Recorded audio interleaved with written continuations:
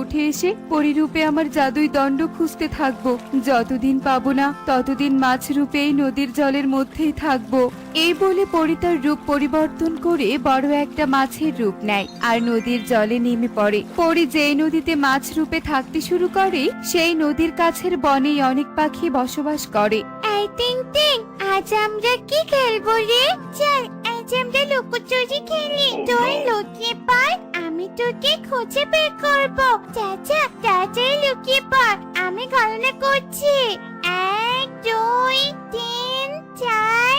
এই কুহু, লুকিয়েছিস কি? আমি তোকে খুঁজতে গেলাম কিন্তু। এই কুহু, কোথায় যে তুই? তোকে খুঁজে পাচ্ছি না কেন? কুহু, একটা গর্ত দেখতে পাচ্ছি। কুহু, ওই গর্তে লুকায়নি তো? দেখি তো গিয়ে। একি, এটা কিসের কাছে? কুহু, কোথায় তুই? দেখ দেখ, আমি একটা আজব কাছে খুঁজে পেয়েছি। তুই বেরিয়ে আয় কুহু, বেরিয়ে আয়। টিংটিং এর ডাক শুনে কুহু একটা গাছের কোঠর থেকে বেরিয়ে আসে আর টিংটিং এর কাছে এসে বলে, কি আজব কাঠি পেয়েছিস রে টিং টিং? আরে আরে, সত্যি তো, এটা আজব কাঠি। শোন, তুই এই কাঠি নিয়ে গিয়ে বাড়িতে রেখে দে। প্রতিদিন আমরা এই কাঠি দিয়ে খেলা করবো। আজ আর আমার খেলতে ইচ্ছে করছে না।